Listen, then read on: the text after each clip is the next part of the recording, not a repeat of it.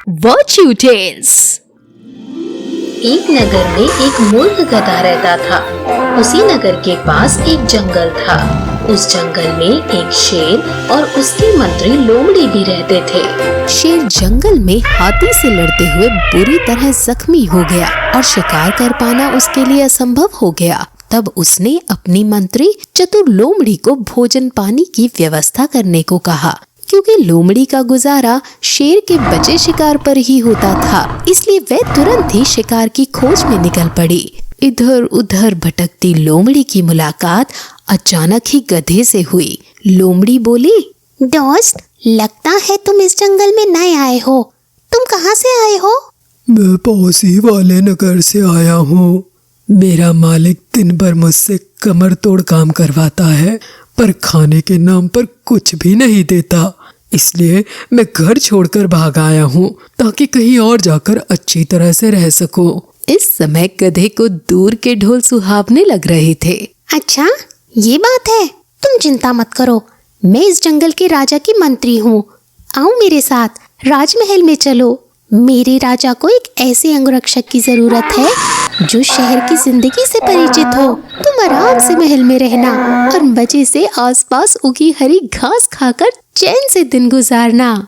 गधा तो ऐसा ही कुछ चाहता था। लोमड़ी की ऐसी बातें सुनकर गधा बेहद प्रसन्न हुआ और खुशी खुशी उसके साथ राजमहल की ओर चल दिया।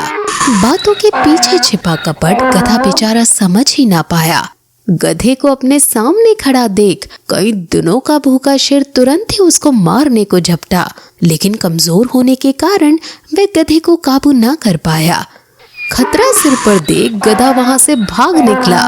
महाराज, आपको इस तरह जल्दबाजी नहीं दिखानी चाहिए थी। लोमड़ी बोली, आखिर शिकार भाग गया ना। मुझसे गलती हो गई, जाओ उसे फिर से यहाँ लेकर आओ। लोमड़ी ने सोचा, एक बार धोखा खाने के बाद गधा दोबारा यहाँ क्यों आएगा, लेकिन फिर कुछ सोचकर वह चल दी।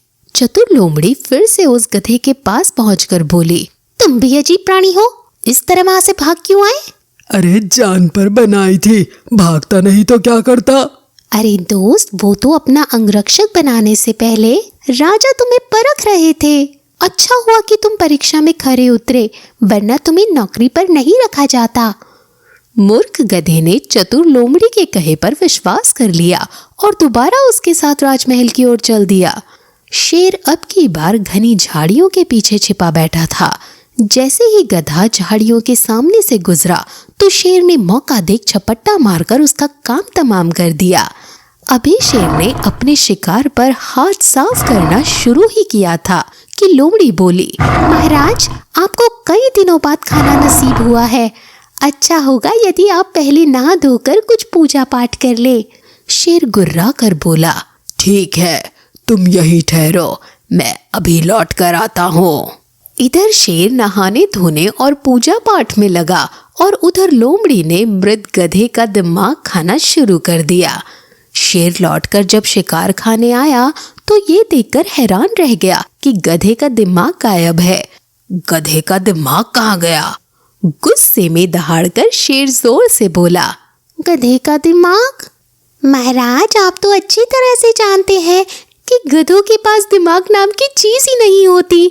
यदि इस गधे के पास दिमाग होता तो ये दोबारा यहाँ मौत के मुंह में लौटकर क्यों आता? शेर भी लोमड़ी के झांसे में आ गया। शिकार खाने के चक्कर में वह ये भी न पता कर पाया कि लोमड़ी उसे मूर्ख बना रही है। हाँ, बात तो तुम ठीक कह रही हो।